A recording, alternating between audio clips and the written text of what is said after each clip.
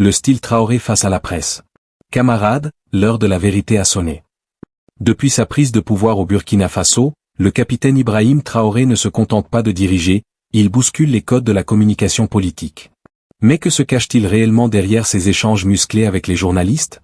Dans cette vidéo, nous plongeons au cœur des interviews du président de la transition. Entre souveraineté affirmée, critiques acerbes des médias internationaux et vision d'une nouvelle société africaine, Traoré transforme chaque entretien en une tribune idéologique. Est-ce une stratégie de rupture nécessaire ou un exercice de communication verrouillé? Comment ces mots résonnent-ils auprès de la jeunesse et quel impact ont-ils sur la géopolitique régionale? Analysons ensemble comment le capitaine utilise le micro comme une arme pour redéfinir le contrat social burkinabé. C'est parti! Surtout abonne-toi et clique sur la cloche de notification pour ne rien rater de l'actualité burkinabé. Attention, ce que vous allez découvrir dans cette vidéo va vous choquer profondément. Des révélations exclusives que personne n'ose diffuser. 25, bientôt 3 ans de gestion du pouvoir d'État. Quel bilan d'étape faites-vous en termes de mise en œuvre de votre vision et de votre orientation politique à travers la révolution progressiste et populaire? Nous avions une idéologie que nous avons commencé à mettre en œuvre, la révolution, jusqu'en avril dernier où on l'a proclamée officiellement. Et qui dit révolution, il s'agit de révolutionner tous les domaines de notre vie. Parce qu'on ne peut pas continuer à faire la même chose qui se passait et espérer avoir un autre résultat. Si nous étions dans la continuité, je pense que c'est mieux qu'on laissait les politiciens continuer leurs choses, mais nous avons voulu rompre. Et la rupture nécessite beaucoup d'engagement. Dieu merci, le peuple a compris. Les gens ont compris qu'il fallait rompre. Que ce soit en termes de comportement, de pratique, que ce soit en termes de gouvernance, que ce soit en termes d'économie, de commerce et tout ce qui va avec. Et tous les jours, je peux vous dire qu'on continue de découvrir. Parce que le système qui était en place, et moi j'aime caricaturer pour dire que c'est comme un gros nœud que nous avons trouvé. Quand vous défaites un autre apparaît. Quand vous défaites un autre apparaît. Donc il y avait beaucoup de maux dans notre société que nous sommes actuellement en train de résoudre. Et Dieu merci, je peux dire que plusieurs choses ont été lancées. Et le bilan, pour moi en tout cas, c'est satisfaisant, même si je pense qu'on peut faire encore plus d'efforts. Si vous permettez à tout le monde de connaître les détails de ce que vous voulez faire, on peut anticiper sur votre action. Mais nous avons dépeint voilà, les gros points pour que les gens puissent comprendre où nous allons. Alors, si vous remarquez, dans le modèle même de gouvernance, la lutte contre la corruption et la bonne gouvernance, il y a d'abord l'exemple que les gouvernants doivent donner. Et comme je dis, vous ne pouvez pas être là, une catégorie de Burkinabés, parce qu'on vous a confié des postes. Vous, c'est le choix entre les bons whisky et les bons champagnes. Pendant que des femmes meurent en allant chercher l'eau à la rivière, elles se noient ou quelque chose, ce n'est pas possible. Donc, il y a cette idéologie-là qu'il faut avoir pour pouvoir avoir une société de justice. Tout le monde doit pouvoir avoir accès, par exemple, à l'eau potable. Vous ne pouvez pas, vous, manger comme vous voulez, faire le choix des repas et jeter ce que vous voulez à la poubelle, pendant que d'autres ne peuvent pas avoir un seul repas. C'est ce qui nous a amené à lancer des initiatives dans l'agriculture, par exemple. Parce que notre population est en majorité agricole. Mais pendant longtemps, on se rend compte qu'ils sont délaissés. Ce n'est pas nos terres qui sont pauvres, ce n'est pas qu'ils n'ont pas la capacité de travailler. Mais il fallait les donner aussi ce souffle-là, ce qui nous a amené à créer des initiatives. Aujourd'hui, je pense que le plus important pour moi, lorsque vous rentrez dans les campagnes et que vous posez des questions aux cultivateurs, il peut vous dire que franchement, voilà, ils se sentent bien maintenant. Ils cultivent, il a de quoi se nourrir, et le surplus, il le revend généralement à la SONAGES qui paye, qui fait un stock de sécurité. Et lorsque dans certaines zones ou dans certaines périodes, il y a des soucis, ils le ressortent, ils le vendent à prix bien subventionné, accessible de tous. Donc ça, c'est très important. L'idéologie de révolutionner beaucoup de domaines, quand on prend le domaine même des finances publiques, alors on est en train de digitaliser beaucoup de paramètres, avec beaucoup de difficultés parce que les gens n'aiment pas ça. Bientôt, par exemple, on va lancer la facture électronique. Déjà, quand on a émis l'idée, mais beaucoup de grands opérateurs sont opposés à cela. Pourquoi ils ne veulent pas la transparence? Parce qu'on a habitué les gens à la tricherie, à voler. C'est comme une norme. C'est ce qui était installé, donc il faut changer tout ça. Sur le plan des infrastructures et beaucoup de choses, le domaine des marchés publics et tout ce qui va, c'était d'ailleurs le domaine le plus corrompu. Voilà, vous êtes un entrepreneur, vous venez nous voir, on vous donne le marché, vous surfacturez, et après on se donne quelque chose à l'arrière. C'est ça la règle d'or. Et donc quand quelqu'un même vient avec cette idée, vous êtes exclu d'office. On ne vous permet pas. Et si on laissait continuer dans cela, je ne pense pas qu'on puisse s'en sortir. On ne pourrait pas payer des armes, parce que, comme je l'ai dit, si vous ne faites pas des économies d'échelle, vous ne pouvez pas vous équiper. Vous ne trouverez pas une seule banque dans le monde où vous partez prendre un prêt pour payer des armes. Ça n'existe pas. C'est avec vos fonds propres que vous pouvez vous équiper. En tout cas, nous, on n'a pas eu cette occasion. Et si quelqu'un en connaît, peut-être qu'on est preneur. Et tout ce qu'on est en train d'acquérir, je vous ai dit une fois le montant, ce sont des milliards de dollars. Hein. Comment on fait? Où on a puisé l'argent? Cet argent était là. Il fallait assainir le domaine des finances, le commerce et tout ce qui va avec. Et le fonctionnement de nos sociétés d'État, vous avez pu remarquer cette année les résultats de 2024 qui sont au-delà. 2025 est encore meilleur que 2024. Je prends le domaine des hydrocarbures, où dès 2023, nous avons fait d'énormes progrès. Avant, c'était des subventions de l'État. Ça veut dire qu'on collectait encore des impôts pour subventionner la société, pour payer le surplus, le manque à gagner et tout ça.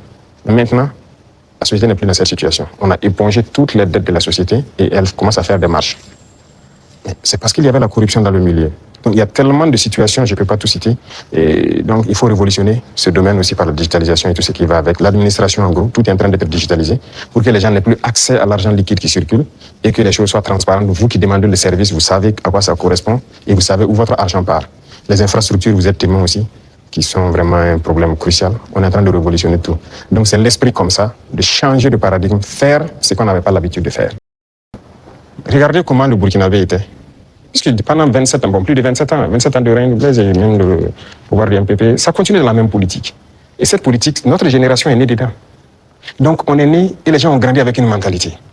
Si tu ne connais pas quelqu'un, tu ne peux pas avoir accès à certains services, ce qu'on appelle les deals. Tout le monde a évolué avec cet esprit de deal, de corruption, du tout. C'est dangereux. Et c'est la politique qui a mené ça. Parce qu'il y a des entrepreneurs politiques, vous avez entendu parler de ça. Les jeunes qui se lèvent parce qu'ils savent parler, ils savent flatter. Et c'était quoi la politique? C'est quoi la politique en Afrique? Il faut dire la vérité. Quelqu'un qui a l'art de mentir, de tromper, de flatter. Vous voyez tous les vices. Si vous regroupez tous les vices, vous êtes un bon politicien. C'est la réalité. Nous, au village, quand on voit quelqu'un qui est un trompeur, il ne dit pas la vérité, on dit, lui, là, c'est un politicien. C'est comme ça qu'on disait. Donc, il faut que cette mentalité change. Beaucoup ont changé. Beaucoup ont compris, ont changé et marchent avec nous. Maintenant, ceux qui veulent rester dans leur radicalisme politique ancienne, là, ils n'ont pas de place. Ça, on ne va pas se mentir. Sinon, qui ne faisait pas la politique au Burkina? Mais c'est le même peuple. C'est parce qu'on a parlé, ils ont compris, et par les actions, ils voient, ils ont compris que les gens commencent à changer de mentalité. Et nous voulons changer définitivement les mentalités pour que personne ne pense qu'il faut d'abord appartenir à tel parti pour bénéficier d'une route, il faut appartenir à tel parti pour avoir un fourrage. Non. Tout le monde au Burkina doit bénéficier des bienfaits de la nature du Burkina, du travail du gouvernement. Donc la politique, moi je disais que la manière de la faire, c'est divise. Et ça donne des avantages particuliers à un groupe, et l'autre groupe n'a pas d'avantage. Donc non, il faut qu'on arrête ça. Donc beaucoup ont changé, beaucoup... Il y en a qui sont dans des postes de responsabilité. On nous interpelle même que non, lui là, il a milité dans tel parti. Je dis aux gens, non, on n'est pas là pour diviser. On est là pour unir. Tant que la personne a compris et veut faire le travail comme on le veut, on le met. Comme il y en a aussi qu'on a responsabilisé à des postes, il faut qu'on les ait cherchés. Parce que s'il vient et qu'il continue de vouloir faire la même chose qu'il faisait, on va te chercher et on va te punir. Donc c'est un changement de mentalité que nous voulons. La réforme agraire était nécessaire. Vous savez combien de conflits sont nés dans cette question de terre? Il y a des villages qui se sont machetés, des familles se sont divisées à cause de la question des terres. Il faut que l'État prenne ses responsabilités. Mais si vous hésitez, parce que vous avez peur de déclarer ça, que des gens vont se sentir frustrés ou pas, c'est pourquoi la révolution est la bienvenue. Il faut décider à un moment donné d'arrêter tout ça. Il y avait combien de promoteurs immobiliers au Burkina en 2010? Je ne pense pas, ça ne vaut pas une vingtaine. Subitement, en 2015, on en a plus de 200. Ils ont payé les terres partout, ils partitionnent, ils vendent, ils revendent, ils ont pillé les terres et c'est dangereux. Actuellement, nous avons une application C4 qu'on vient de lancer, on est en train de réenregistrer. Mais ce qui se passe est terrible. Même les parcelles dans les villes, les gens vendent et revendent à plusieurs personnes parce que ce n'était pas digitalisé. C'est un gros registre. Vous pensez que quelqu'un peut fouiller des registres, voici le numéro de la parcelle appartient à telle personne, donc toi tu as l'acheté, c'est pas... Donc il y a beaucoup de doublons et ça crée des conflits. Et pendant que ces politiciens-là faisaient ça, ils sont là dans des conférences, des trucs, que cohésion sociale. Vous ne pouvez pas faire de cohésion sociale en divisant les gens sur la terre. Voilà pourquoi on a décidé de prendre nos responsabilités, d'arrêter ce massacre-là. Et voilà, la terre appartient à l'État. Et désormais, on fera tout pour équilibrer au maximum voilà, la situation et que les gens ne se sentent pas lésés. Pour la chefferie coutumière, c'est pareil. Cette loi est là il y a longtemps. Hein. Il y a très longtemps, sinon c'est qu'on m'a dit, mais personne ne veut. Mais nous avons décidé de mettre la main à la pâte, de regarder, parce que la chefferie coutumière, pour moi, ils doivent être respectés, ils doivent être écoutés ils doivent être ceux-là qui travaillent pour la cohésion sociale. Quand ils parlent, quand il y a un conflit, il y a une situation conflictuelle, ils doivent parler, pouvoir rassembler et que leur voix doit porter. Donc il y a un certain nombre de privilèges, si je peux dire, qu'on a mis autour, des symboles de la nation qu'on a mis autour, que les gens les respectent. Qu'on le veuille ou pas, on les respecte et qu'eux-mêmes, ils imposent le respect. Parce que dernièrement, les politiciens les avaient détournés. Un nouveau chapitre pour le Faso? Nous venons de le voir, les interventions d'Ibrahim Traoré ne sont jamais de simples exercices de questions-réponses. C'est une véritable mise en scène de la rupture, où la politique et la société s'entremêlent pour forger une identité nationale décomplexée.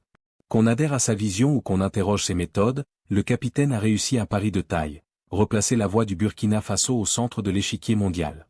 Alors, selon vous, ce style de communication est-il le moteur d'une réelle décolonisation mentale ou un outil de contrôle de l'opinion?